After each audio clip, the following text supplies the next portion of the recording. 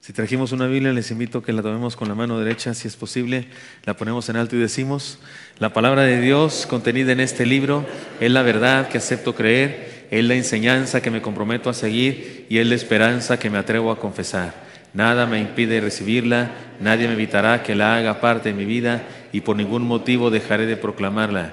Estoy aquí para leerla, oírla y vivirla diariamente. Amén. Señor Santo, gracias por tu palabra preciosa, gracias por bendecirnos siempre, por escuchar nuestros ruegos, nuestras oraciones. Pero también quieres hablarnos, Señor, quieres decirnos algo, que salgamos de aquí edificados por tu palabra. Hazlo, Dios, te lo pedimos en Cristo Jesús. Amén. Romanos capítulo 15, versículos 7 al 21. Ahí vamos, ¿recuerdan ustedes? Y nos corresponde un mensaje que se llama Claves para la Proclamación. Este es un mensaje muy práctico. Recuerdan, estamos estudiando el libro de Romanos, estudiándolo parte por parte, pasaje por pasaje, más que solamente como un sermón, más bien es como un estudio bíblico. De hecho, hemos tomado en ocasiones un solo pasaje y lo hemos estudiado varios miércoles, ¿no es cierto? Porque para que nos alcance bien a profundizar en ello. El día de hoy se puede llamar Claves para la Proclamación. Pese a que la iglesia cristiana está presente en el mundo, es claro notar que la sociedad está cada día más perdida, ¿no es cierto? ¿Estaremos haciendo mal algo? ¿O es que la humanidad no tiene remedio? O sea, a lo mejor es que no tiene remedio. Vale la pena hacernos una evaluación de la forma como proclamamos el Evangelio y adecuarnos a los parámetros de Dios. Les he contado ya, no sé si todos ustedes saben esta historia, pero uso yo regularmente esta es del Crece. Perdón, traigo otra. A ver si latino ahora sí. Bueno, saco las dos mejor, ¿verdad? Traigo yo una, ¿cómo se llama esto? Placa de esas de soldados. Surgió cuando tuvimos una campaña que se llamaba Operación Jesús. ¿Cuántos tuvieron esa campaña, recuerdan? Nos vestíamos de militares. Y bueno, se hicieron unas cosas de estas, pero eran, pues no sé, eran más, ¿cómo se dice? Más rústicas, de lámina, grabadas, esas cosas. Eran grabadas con lo mismo para todos. Pero un amigo y yo mandamos hacer unas como estas, no es por presumir, pero es de oro blanco, despintado. Es que me dicen que el oro blanco solo va por encima y que por eso sí se despinta, pero sí es oro blanco de verdad. Y dice por un lado, soldado en activo, Gilberto Gutiérrez, Operación Jesús, y del otro lado dice, arrancarle las almas al mal y entregárselas a Jesús. Y tal vez saben esta historia, que un día después de un mensaje, este amigo no venía regularmente, alguna vez un miembro de su familia tuvo una situación de ser secuestrada, su mamá, y entonces tenían esa preocupación ellos por su condición, por sus negocios y todo eso. No asistían regularmente, pero se conectaban siempre por internet. De hecho, fueron ellos, o él especialmente, este amigo, el primero en que dio una ofrenda para que se compraran los primeros aparatos con los que comenzamos a transmitir de una forma más profesional aquí en nuestra iglesia. Y entonces, después de un sermón, tuvimos una comida él y yo, y me dijo así muy seriamente, me dijo: ya sé quién es el culpable de que el mundo no sea cristiano por completo. Y le dije: órale, pues es el diablo, ¿no? Yo dije: el pecado, el diablo. Si es un ser humano, pues algún presidente se merece el título, ¿no? Alguna cosa así. Pensé yo, el secretario de la ONU, alguna cosa. Le dije: sí, usted ya sabe, sí, ya sé quién es el culpable de que el mundo no sea cristiano por completo. Le dije: bueno, pues dígame quién. Y dijo: usted. Me dijo: usted. Yo dije: ¿yo? Dijo: sí, usted. Y dijo: porque le había gustado mucho mi sermón del domingo pasado.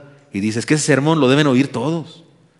Ese sermón era para que lo oiga todo el mundo. Y usted nomás se lo dijo a unos cuantos que estaban ahí en su iglesia. Y le dije: no, pues yo acepto mi culpabilidad. Sí, es cierto, yo soy culpable, pero tengo algunos ayudantes en la culpa. ¿Y sabe quién es otro culpable? Y usted.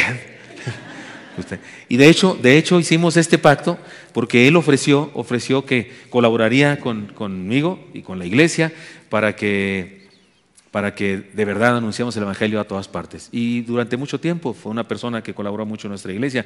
Nuestros primeros cultos, cuando salimos de aquí de este lugar, porque ya no cabíamos, los primeros cultos fueron ahí en el Colegio Anglo-Mexicano de Coyoacán, que él nos permitió usar. Fueron los primeros cultos unidos de los 3 cultos que teníamos: domingo a las 8, domingo a las 10, domingo a las 12. Los primeros cultos unidos que tuvimos fueron ahí en el Gran Fórum, que él nos permitió. Y de hecho, en el Ángulo, y para conseguir el Gran Fórum fue a través de él, que él mandó sus trabajadores a investigar cuál era el auditorio más grande, 5 kilómetros a la redonda, aquí de Orea. Y así fue como llegamos a eso. Pero yo ya llegué a una conclusión: hay más culpables. Más que no quiero decirlo para no ofenderlos. Pero aquí yo me hice esta pregunta, me parece estudio bíblico hace muchos años. ¿Estamos haciendo algo malo o es que la humanidad no tiene remedio? Me parece que las dos cosas son algo así. Sí, la humanidad no tiene remedio. ¿Están de acuerdo conmigo? La humanidad no tiene remedio. Pueden decir amén a eso, se oye feo que digan amén, pero ¿están de acuerdo conmigo en eso? Y usted dice, sí tienen remedio. No, la humanidad no tiene remedio. O sea, si hay remedio, sí, pero la humanidad no tiene remedio. ¿Sí captan la diferencia? O sea, hay remedio, pero la humanidad no tiene remedio. ¿Sí están de acuerdo conmigo en eso? El remedio es otra cosa. Y la iglesia tiene esa otra cosa, tiene ese mensaje que es el remedio, porque la humanidad no lo tiene, pero la iglesia sí. Y entonces yo creo que sí estamos haciendo algo mal. Yo creo que sí, a través de la historia de los siglos, la iglesia cristiana, después del primer siglo, segundo siglo, tercer siglo, que fue un crecimiento explosivo, bárbaro, yo sí creo que después de eso, en algunos lugares, no hemos hecho bien las cosas. Por eso organizamos un Congreso Crece, nosotros los de esta iglesia, y el eslogan del Congreso Crece es porque el crecimiento de la iglesia no es un mito. Y tratamos de enseñar a todos los pastores y líderes y las iglesias que la iglesia de Cristo no es que tenga que crecer, no, crece. Y si no crece, algo estamos haciendo para que no crezca. Porque usted tiene una planta, ¿qué tiene que hacer? ¿Le da toques eléctricos para que crezca? ¿La exhorta para que crezca? Y si no crece, no te voy a dar domingo. Con que le eche agua, con eso crece, ¿sí o no es cierto? La iglesia crece, debe crecer. Si algo hacemos en alguna congregación y no crecemos, si no está creciendo una congregación, algo estamos haciendo para que no suceda. Por eso, sí conviene que en esta ocasión tomemos este texto y evaluemos qué estamos haciendo. Por eso he llamado a este mensaje claves para la proclamación. Vamos al texto, vamos a encontrar algunas claves. Primera clave, una experiencia de comunidad sólidamente integrada. Por tanto, recibíos los unos a los otros, como también Cristo nos recibió para gloria de Dios. Pues os digo que Cristo Jesús vino a ser siervo de la circuncisión, para mostrar la verdad de Dios, para confirmar las promesas hechas a los padres, para que los gentiles glorifiquen a Dios por su misericordia, como está escrito: por tanto yo te confesaré entre los gentiles y cantaré a tu nombre. Y otra vez dice: alegraos, gentiles, con su pueblo. Y otra vez: alabad al Señor todos los gentiles y magnificadle todos los pueblos. Y otra vez dice Isaías: estará la raíz de Isaí y el que se levantará a regir los gentiles esperan en él. Este pensamiento del apóstol Pablo, esta manera de interpretar la Biblia, porque está usando textos bíblicos, está haciendo textos del Antiguo Testamento, la única Biblia que existe en ese momento es el Antiguo Testamento, y está usándolos para decirnos algo que para los judíos legalistas era novedoso. No novedoso en el sentido de que no estuviera en la palabra, ahí estaba, pero ellos no lo habían podido ver. Desde que Dios llamó a Abraham, el padre de la fe y el iniciador de la nación hebrea, desde que Dios llamó a Abraham, le dijo: en tu simiente serán benditas todas las naciones. Tú bendecirás a todas las naciones. Te bendeciré a ti para que bendigas a todos. Los judíos no entendieron eso. Se enconcharon, se encerraron en ellos y les importaba bastante poco todos los demás. Pero aquí Pablo, ¿se fijó cuántas veces aparece la palabra gentiles aquí? ¿Notó que son un titipuchal? O sea, la iglesia existe para proclamar el evangelio a los que no son de la iglesia. Lo he dicho muchas veces aquí en nuestra iglesia y sé que algunos hacen cara cuando digo eso. Lo noto yo bien claramente porque soy pastor. Dios me enseña cosas. Y claro, veo cuando a algunas personas no les agrada el asunto. Yo digo que los más importantes de la iglesia son los que no están en la iglesia todavía.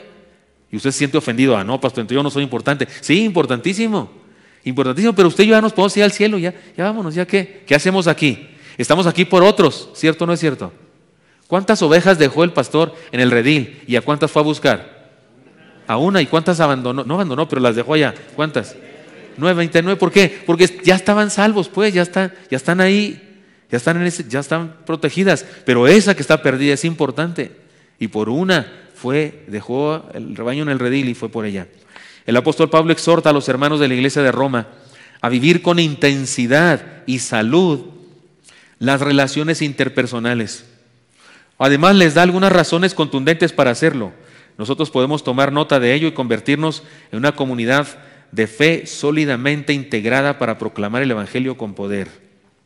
Déjenme les cuento algo. Cuando dimos el salto al gran fórum, porque solo nos reuníamos aquí, los domingos nos reuníamos aquí, y como ya dije, a las 8 de la mañana y a las 10 y a las 12, y simultáneamente a las 8, a las 10 y a las 12 había instituto bíblico. O sea, usted podía escoger el instituto bíblico de las 8 y luego el culto de las 10, o el culto de las 8 y el instituto bíblico de las 10, o el culto de las 8 y el culto de las 12, como quisiera, y a las 10 dar clases. O sea, estaba suave eso. Era suave para escoger, pero ¿qué cree? Ya no cabíamos otra vez y otra vez. El estacionamiento era un relajo. Cuando los de las 8 se estaban yendo y estaban llegando los de las 10. ¿Sí capta el asunto? Era bastante complicado y tuvimos que dar el salto. ¿Cuántos estaban ese momento, ese día del salto, que nos fuimos? Levanten su mano. Son minoría. De hecho, prediqué un sermón aquí que se llamó Crucemos el río, porque el Gran Fórum sí está del otro lado del río Churubusco, sí. Porque están de acuerdo que la calle esa es un río, ¿están de acuerdo? Está entubado, ¿no? Va por debajo, ¿sí o no es cierto? O sea, si es un río, lo cruzamos. Entonces sí está del otro lado y se llamaba Crucemos el río. Y cuando fuimos allá, les confieso que yo le pregunté a Dios, oye Dios, ¿cómo va a ser allá? Es diferente, un lugar más grande. Y pregunté cosas como estas: Señor, ¿me debo vestir igual? ¿Debo vestirme igual o es diferente? ¿O lo hacemos? Porque he notado eso. En algunas iglesias, por ejemplo, la iglesia del hermano Rick Warren, no se sabe, pero el hermano Rick Warren, yo ando elegante para como él se viste los domingos. Ahora yo estoy medio elegante para como él se viste los domingos. De verdad, él usa unas camisas polo el domingo. No se faja porque está gordito el hermano, entonces los gorditos no se fajan muy bien, ¿verdad? Entonces está así suelto, de verdad. Y usa pantalones o de mezclilla o dockers y trae guaraches. Él dice que calcetines solo se pone para las bodas. Que para él elegancia es estar cómodo, dice. Es California, por Dios.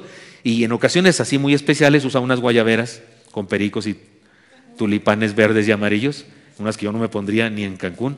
Pero yo me preguntaba eso, Señor, ¿debo cambiar eso? Allá en el Gran Foro es diferente, es un lugar diferente. Debemos hacer cosas diferentes, los músicos debemos entonar otros himnos o algo. ¿Qué debemos hacer? Y me pregunté incluso, esta fue mi pregunta más importante, ¿qué le ofrecemos a la gente? ¿Qué le ofrecemos a las personas de afuera? ¿Por qué sí deben venir? ¿Por qué deberían venir? A ver, ¿por qué deberían venir? ¿Qué les ofrecemos? ¿Parar de sufrir? ¿Eso les ofrecemos? La mentira de parar de sufrir, pague por sufrir, sería verdad. ¿Qué les ofrecemos? Experiencias emocionales, experiencias psicosomáticas, tumbadas al suelo, hablar todos en lenguas. ¿Eso les ofrecemos? Experiencias fuertes de éxtasis no espiritual, éxtasis emocional. ¿Eso les ofrecemos? Como somos bautistas, pensé, los bautistas ofrecemos sana doctrina. Les ofrecemos historia de los bautistas. Somos en la historia los más fieles a la palabra. ¿Eso les predicaremos? Historia. Yo dije, no va a venir nadie. Si yo pongo el letrero, aquí ofrecemos sana doctrina, no viene nadie. ¿Están de acuerdo conmigo en eso? Lo otro, no pondría yo eso, pare de sufrir, ni venga, aquí hay sanadores, te ofrecemos salud. No ofrecemos salud tampoco. Porque el apóstol Pablo pidió a Dios 3 veces, en 3 oraciones bien intensas, que lo sanara de un aguijón. ¿Y lo sanó? Dígame usted, ¿lo sanó? No. Así es que no podemos ofrecer salud, así como si Dios fuera nuestro esclavo y podemos decir, no, Señor, sánale por favor, sí, porque yo le ofrecí a esa señora, entonces ahí te comprometí. No.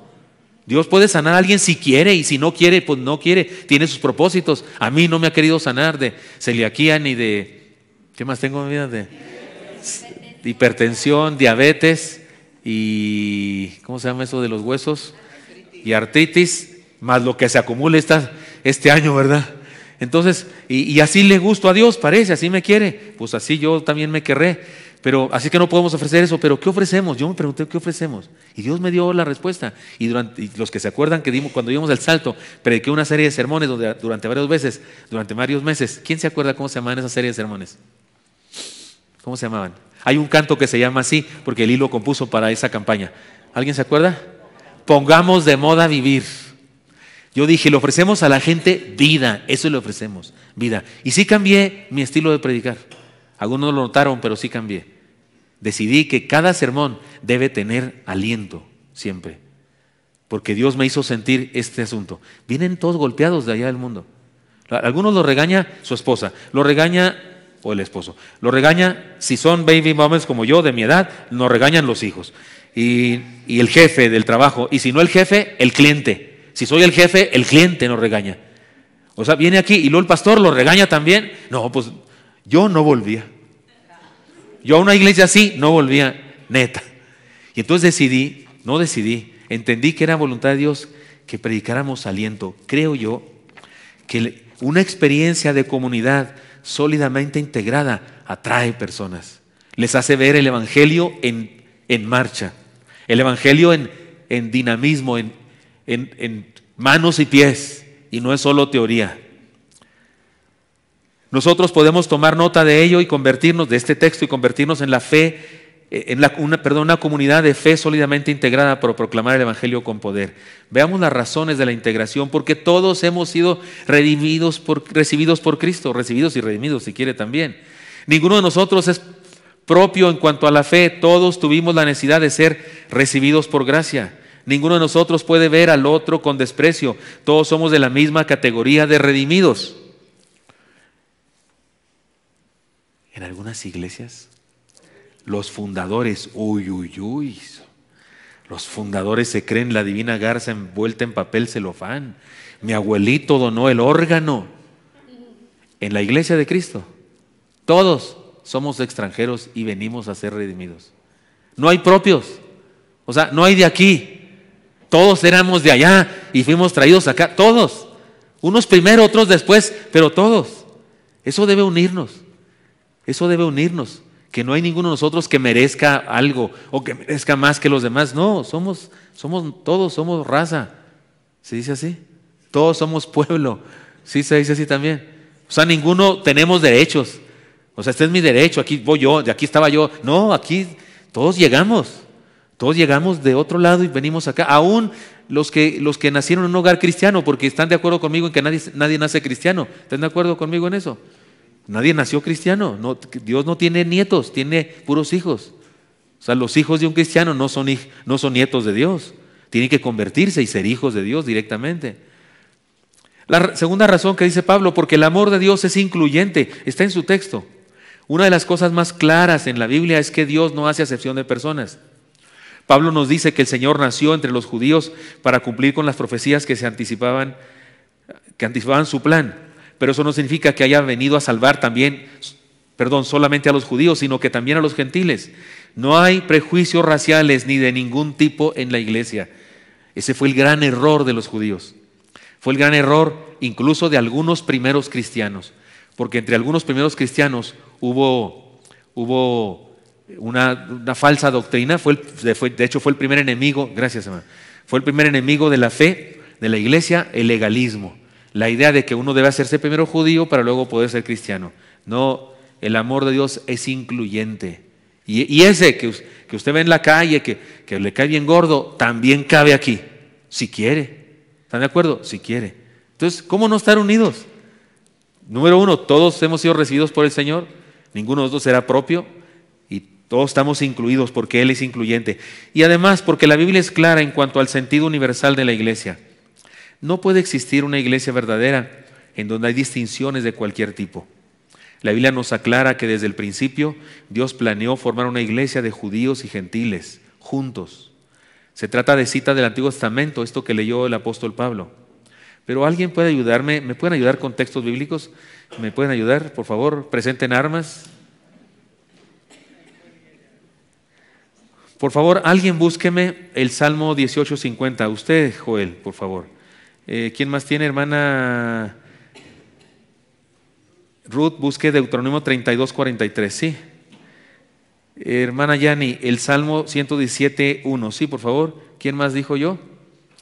Hermana Carla, Isaías 11:10, ¿de acuerdo? Joel, a voz en grito, ¿qué dice el Salmo 18:50? Grandes triunfos da a su rey y hace misericordia a su ungido, a David y a su descendencia para siempre. Amén. Deuteronomio 32:43, ¿qué dice? Alabad naciones a su pueblo, porque él vengará la sangre de sus siervos y tomará venganza de sus enemigos y hará expiación por la tierra de su pueblo. Salmo 117:1, por favor, hermana. Alabad a Jehová, naciones todas, pueblos todos, alabadle. Isaías 11:10, me parece que se falta. Acontecerá en aquel tiempo que la raíz de Isaí, la cual estará puesta por perdón a los pueblos, será buscada por las gentes y su habitación será gloriosa. Muy bien, en todos estos textos aparecen dos cosas: el pueblo de Israel, ciertamente, al que Dios cogió, y los pueblos. El pueblo de Israel lo escogió Dios para ser instrumento para alcanzar a los otros. Ese es el asunto, no es otra cosa. Pero todos los pueblos deben estar incluidos. Además, entonces, ¿cómo nos preparamos? Claves para la proclamación. Número 1, una experiencia de comunidad sólidamente integrada. Nuestra hermandad, nuestro amor entre nosotros, eso es una clave súper archi recontra ultra de que te que mega importante para la conversión de este mundo en que vivimos. Lo he dicho antes. Yo sé que algunas personas vienen al culto por lo que le cuentan del culto en ocasiones del predicador.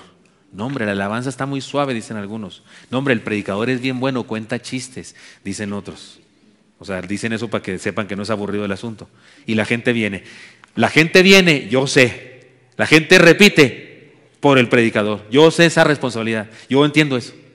Debo predicar cada sermón, mi mejor sermón. Yo sé eso. Porque un sermón aburrido, yo no volvía. No sé usted, pero yo hasta cristiana, hasta aunque soy cristiano, capaz que no volvía. Yo sé que debe ser un sermón dicho atractivamente, con un mensaje profundo, serio, desafiante, pero con aliento. Yo sé eso. Pero la gente se queda.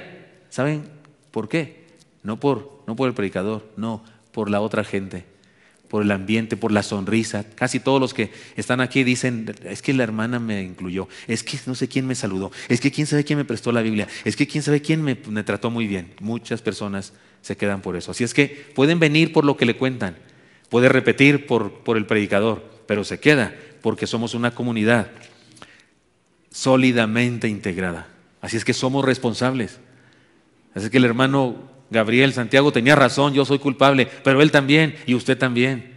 Y todos nosotros como congregación somos responsables. Tengamos una experiencia de comunidad sólidamente integrada. Además, una vivencia ejemplar. Y aquí estoy hablando de ética, de comportamiento. Dice el versículo 13 y siguientes. Y el Dios de esperanza os llene de todo gozo y paz en el creer, para que abundéis en esperanza por el poder del Espíritu Santo. Pero estoy seguro que vosotros, hermanos míos, de vosotros mismos estáis llenos de bondad, llenos de todo conocimiento, de tal manera que podáis amonestaros los unos a los otros. Mas os escribo, hermanos, en parte con atrevimiento, como para haceros recordar por la gracia que de Dios me es dada para ser ministro de Jesucristo a los gentiles, ministrando el Evangelio de Dios, para que los gentiles les sea ofrenda agradable, santificada por el Espíritu Santo. Otra vez Pablo está pensando en los gentiles. Para los que no saben, porque no vinieron al primer sermón o primer estudio basado en Romanos, dijimos que esta carta la escribió el hermano Pablo a Roma, a la iglesia de Roma, posiblemente la iglesia más grande de aquella época, de la ciudad más cosmopolita, de la ciudad más, digamos así, más universal, más heterogénea, de la ciudad más importante, la capital del imperio. Y además, él no conocía Roma, no había ido nunca a esa iglesia, no conocía a los hermanos, salvo algunos hermanos, pero no los conocía en Roma, los había visto en otro lado y sabía que vivían allá. Pero él quiere ir a Roma porque quiere ir a predicar más allá de Roma. Él en este momento, él quería eso, después fue apresado y demás, pero en este momento él quiere ir más allá. De hecho, al parecer quería ir a España. Si ustedes recuerdan eso. Por eso dicen algunos que por eso le dijo a Timoteo, tráeme el capote que dejé ahí en la casa de Carpio. No era capote para torear, no es cierto, pero sí, él planeaba ir a España a predicar el Evangelio. Parece que España había crecido mucho culturalmente y estaba haciendo una gran influencia sobre el Imperio Romano. De hecho, hay muchos filósofos del Imperio Greco-Romano que son españoles porque estaban siendo influencia. Y tal vez Pablo, con su mentalidad estratega que tenía, decía, si ganamos a esos amigos, pues podemos ganar todo el imperio. Ahora, Dios no le permitió tal cosa, pero ese era su interés humano. Y por eso escribe esta carta a los hermanos de Roma y los felicita, pero otra vez maneja la idea de los gentiles, de alcanzarlos a través de una vivencia ejemplar. ¿Qué ofrecemos en la iglesia? ¿Por qué es recomendable unirse a una comunidad de fe? ¿Qué tiene un grupo de discípulos que no tiene la gente común? Estas preguntas son importantes si hemos de proclamar el Evangelio con eficacia. Pablo nos presenta algunas virtudes de la vivencia cristiana que definitivamente son atracciones para la fe, para el creer, para el evangelismo. Es triste. De hecho, no estoy de acuerdo con que alguien lo diga y a menudo no creo que esté evaluando correctamente. Pero de cualquier manera es triste, y si fuera verdad, es muy triste, es trágico, que hay personas que dicen, no hombre, es que he encontrado gente más buena en el mundo que en la iglesia. ¿Ha habido gente que dice eso? Yo realmente lo he oído de las chicas que tienen novios inconversos, que es su manera de justificar su pecado. Porque la Biblia dice claramente, no os unáis en yugo desigual con los infieles. ¿Dice o no dice así? Entonces algunas, para justificar eso, dicen, no, sí, encontré mejores chavos afuera que adentro, que no sé qué, y critican a los de adentro y esas cosas, y es una manera, pero de cualquier manera, si fuera cierto, qué terrible que pueda ser cierto eso. Que en los negocios, que contratas a un hermano porque es hermano y te quede bien mal, y que le pagas y no te dé tu dinero, eso da coraje. ¿Cierto o no es cierto, hermano Almazán? Que de repente se tiene que tratar con personas así. Por eso es delicado. Pero ¿qué dice el apóstol? Que hay en esta vivencia ejemplar, que es lo que puede ser atractivo para la gente. Gozo.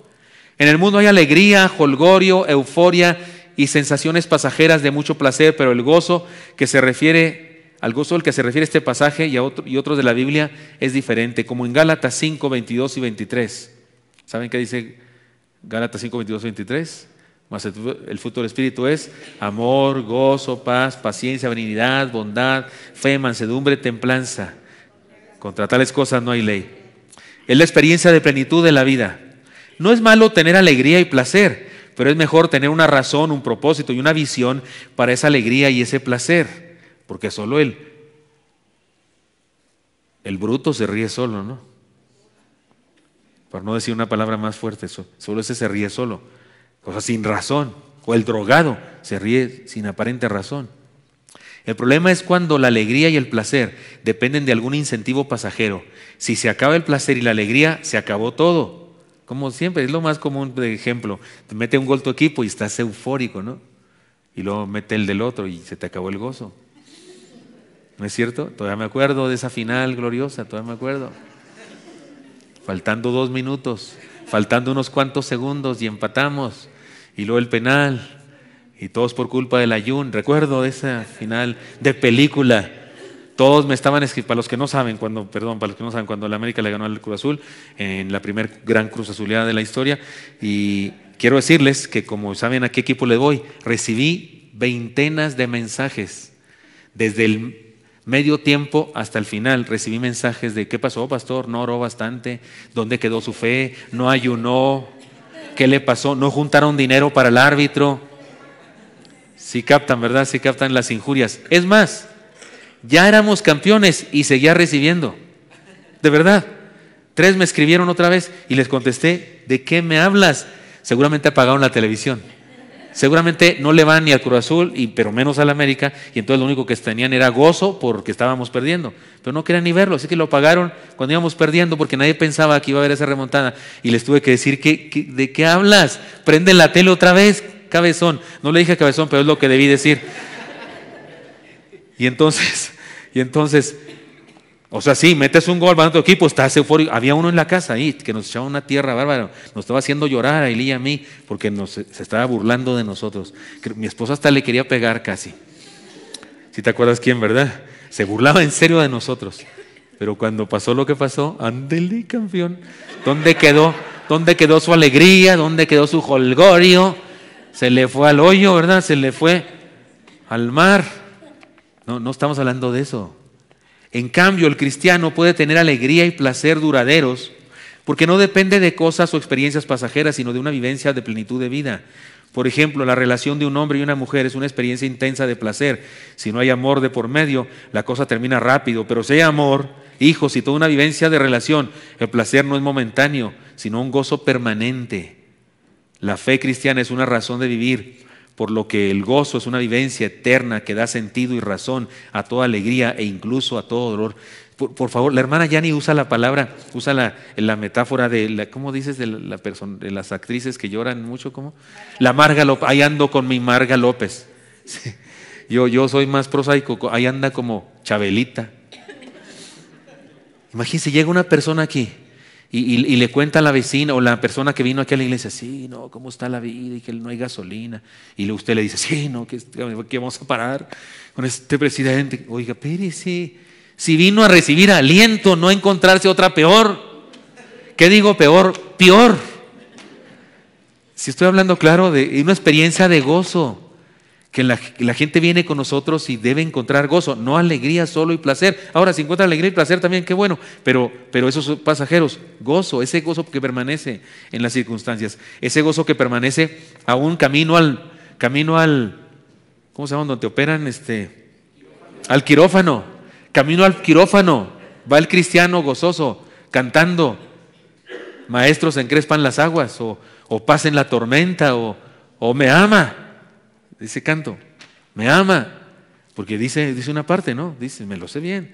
Dice una parte cuando en la tarde dice que solo nubes oscuras, que la vida es tan dura. Y ya, entonces que ya me tiro me corto las venas y me tiro a la Marga López, Sara García o la Chabelita. No, tengo paz. La paz para los judíos era el valor más alto de la vida. Tener paz era tenerlo todo. Tiene que ver con la plena satisfacción, tiene que ver con tener una vida completa. Tiene que ver con tener una vida completa, sin necesidades en el ambiente espiritual. Vivir en Cristo es tener el shalom, la paz de Dios, de la que hablaban los judíos. Se podía enfocar en muchas cosas, pero sin duda una de ellas es la más significativa, la paz con Dios, es decir, el perdón y la relación íntima con el Creador. Tener riquezas y no tener esta paz con Dios es ser un mendigo. Tener poco y tener paz con Dios es ser inmensamente rico. Esto ofrece la fe cristiana a quien la quiere vivir. Le pregunté a un jugador de fútbol, no le pedí permiso para decir su nombre, y como el entrenador también es famoso y es cosas, prefiero no decirlo, pero el hermano que venía a nuestra iglesia cuando hubo cambio de entrenador, y le pregunté, ¿y cómo está la cosa contigo? Y me dice, no te preocupes, estoy bien. Y me dijo del entrenador, el apodo del entrenador, me dijo, el entrenador sí me quiere, o sea, sí me quiere aquí. Entonces no te preocupes, porque yo tenía miedo de eso. Al cambiar de entrenador, a lo mejor ya se deshacen de él o alguna cosa. Y él me dijo, no te preocupes, el nuevo entrenador sí me quiere. Yo digo eso soluciona todo. O sea, tienes broncas en la vida y que esto y lo otro, y que alguien no te quiere y alguien te anda buscando para hacerme, no sé qué, espérate, pero el mero te quiere, sí, ya lo hiciste. O sea, esa es la paz de la que habla Pablo en primer lugar. La paz con Dios, que provoca paz con los demás posiblemente también. Esperanza. Si una cosa caracteriza a una congregación cristiana es la esperanza. Esperanza es tener presente el absoluto poder de Dios por el cual ninguna situación es desesperada. Eso es esperanza. Saber que Él tiene para resolverlo. En alguna ocasión, el presidente de una reunión oró de la siguiente manera: Dios Todopoderoso y Eterno, cuya gracia es suficiente para todas las cosas. Se trata de una oración común, tal vez, dice usted, y de algunas expresiones muy usuales, pero durante la reunión que él mismo presidía, porque era presidente de una reunión, durante la reunión que él mismo estaba dirigiendo, dijo: hermanos, la situación en la que estamos es desesperada, nada se puede hacer. Entonces, ¿en qué quedamos con su oración? ¿No abrimos todo culto con una oración regularmente? Toda reunión cristiana no la iniciamos con una oración, y luego porque de repente experimentamos como que el asunto no tiene remedio y como que es una cosa desesperada. ¡Qué contradicción! Los cristianos nunca llegamos a un punto en donde no podemos hacer nada, porque siempre queda la opción de acudir al poder más grande del universo, Dios. La oferta de la iglesia al mundo es digna de ser tomada en cuenta en virtud de la esperanza que hay en ella. Es más, déjeme decir una cosa. Que usted y yo lleguemos a una situación en la que no hay nada que hacer es una bendición. Es una bendición. Espérenme, todavía no se enoje. O sea, llegar a un punto en la vida en el que ya hicimos todo. Hicimos esto, hicimos lo otro y ya no queda nada que hacer. ¡Qué bendición! ¿Por qué qué bendición? Porque ya no la vamos a regar otra vez. Porque si quedaran 5 cosas por hacer en la torre, ¿cuál de todas es la correcta? Y en donde nos equivoquemos, pues no queda nada por hacer por nosotros, salvo una, ya saben, la que he enseñado yo, la poderosa y dinámica acción de no hacer nada. Es fabuloso cuando llegas a un punto en el que ya no puedo más, Señor, ya no puedo más, es imposible esto, y entonces Dios obra. Eso es que es maravilloso, pero entonces no hay desesperanza, hay esperanza todavía. Sé que no tengo nada que hacer yo, pero sé que Él puede hacer algo. Bondad. Esta no es la virtud de quien nunca falla o quien nunca hace nada malo. Pablo habla de bondad en el pasaje. Es la virtud de quien siempre tiene la posibilidad de resolver un problema y enmendar el error. El cristiano no es alguien que nunca cae, pero sí es alguien que siempre se levanta. Escúcheme bien, santo no es el que nunca cae, santo es el que siempre se levanta. No es lo mismo tropezar y pedir perdón que tropezar, justificarse, culpando a otros.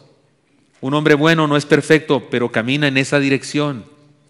Esta es otra de las experiencias propias de la fe, por la que vale la pena ser un discípulo, porque hay gozo, porque hay paz, porque hay esperanza, porque hay bondad. Incluso hay conocimiento. Habla de conocimiento el pasaje, si quiere lo leemos otra vez. El cristiano sin duda hace crecer el cristianismo hace crecer a las personas, las perfecciona, les da posibilidad de saber cosas. Es un hecho que el cristianismo ha enseñado a leer a más personas en el mundo que los gobiernos mismos. En el mundo entero, en la suma del mundo entero, el cristianismo ha enseñado a leer más personas. Hay muchos lugares en donde los pueblos son analfabetos. ¿Y sabe quién enseña regularmente en esos lugares? A las personas, los cristianos, los misioneros. El cristianismo ha traducido a los idiomas, o ha escrito idiomas sin escritura, ha encontrado la escritura de los idiomas sin escritura, cosa que nadie más ha hecho en el mundo entero. Es el cristianismo el que hace eso. Me refiero porque hay idiomas, hay grupos étnicos en el mundo que no tienen escritura. Es una lengua verbal solamente, se hablan, nadie, no saben leer, no saben escribir, no tienen escritura, esos individuos de esa tribu determinada. Y cuando el cristianismo llega, escribe su idioma y les traduce la Biblia para que la puedan leer. Eso ha sucedido cientos de veces en el mundo. Cristianismo es cultura. Por el cristianismo se han conservado idiomas y culturas. Por la fe de Jesús, un hombre simple puede ser un sabio. No importa nuestro nivel cultural. Al convertirnos en parte del pueblo de Dios, somos enriquecidos por el conocimiento más excelente. No se trata solo de religión, sino de un conocimiento integral. Entonces tenemos gozo, paz, esperanza, bondad, conocimiento. Son cosas que encontré en el pasaje las dice. Y una más, gracia. Pablo reconoce que su ministerio no es algo que él ganó, sino algo que le fue dado por la soberanía de Dios, le fue regalado. Recuerde que él no hizo nada para conseguirlo. Él estaba persiguiendo cristianos y el Señor lo salvó y le convierte en el sentido más claro de conversión, le cambia por completo. Se declara un instrumento en las manos de Dios.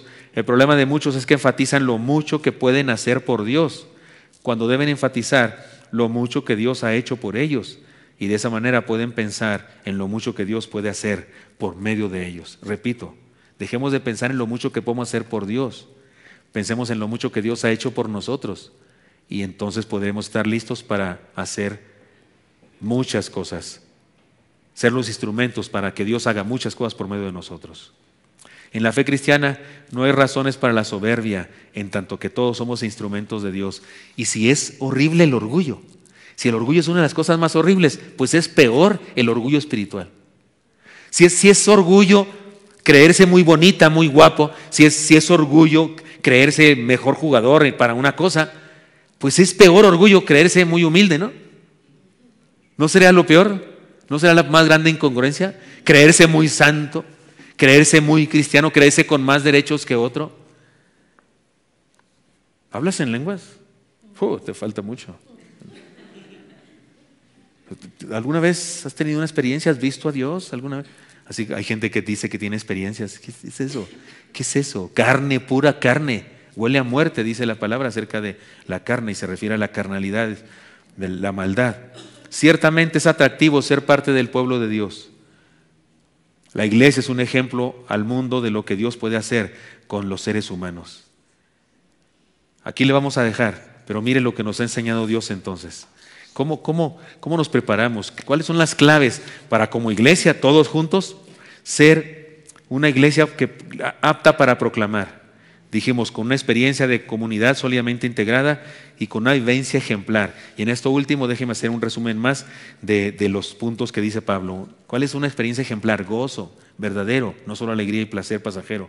Gozo verdadero, paz, esa que nos hace estar bien con Dios. Y luego se agarró con los jóvenes, las señoritas. No, al rato, cuando terminé la plática, yo me sentía más santo que todos. No me sentía más santo que todos, me sentía defraudado, creo que hasta malestar estomacal me dio. Toda iglesia tiene uno de esos, y algunas muy bendecidas tienen varios de esos. ¿De cuáles me refiero? De esos abogados del diablo. de esos abogados del diablo. ¿Qué hablas? ¿Qué habla usted con los nuevos creyentes? ¿Qué habla? No, no lo digo ni enojado ni quejándome ni nada, pero sé que soy el tema de conversación de muchas pláticas. Lo sé perfectamente. Mi familia y yo, lo sé perfectamente. Y hasta a veces me doy cuenta quién lo hace. A pesar de que viene y me saluda y me besa. Lo sé, no creo que no. Sigo amando igual, sigo amando igualito. No pasa nada, mi amor no mengua. Soy siervo de Dios y estoy aquí para servir. Faltaba más, faltaba menos. Y si algunos necesitan a quién tirarle, pues tírenle paz. Faltaba más. Si no se preocupe por mí, preocúpese por usted. Porque el que se daña es otra persona.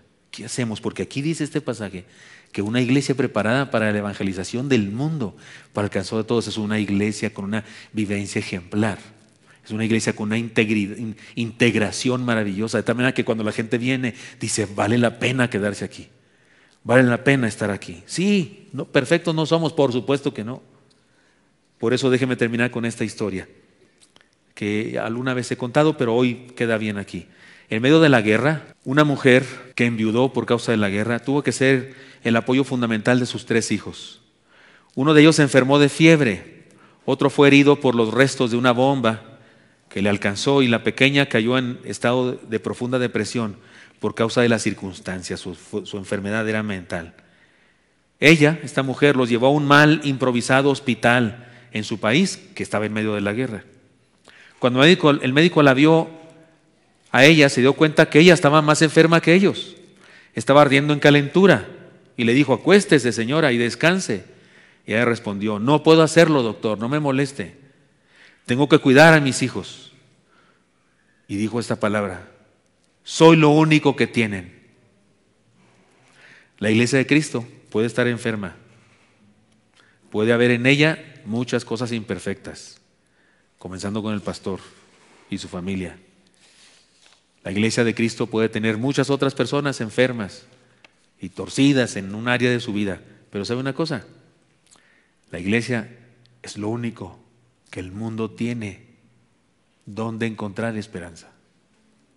Si esta iglesia, que es una mujer enferma, la iglesia de Cristo, si esta iglesia, que es la iglesia de Cristo, y me refiero a la iglesia de todas partes, aunque está enferma, deja de hacer su trabajo, ahora sí el mundo está perdido. Ahora sí está perdido en serio. No dejemos de proclamar como comunidad, como familias y como individuos, personalmente, por medio de escritos, por medio de la radio, por medio del testimonio. Comparta los devocionales del Paz y todo lo que tengamos a la mano, que para eso nos permite Dios la vida. Somos una iglesia. ¿Le gusta a usted hablar de la iglesia?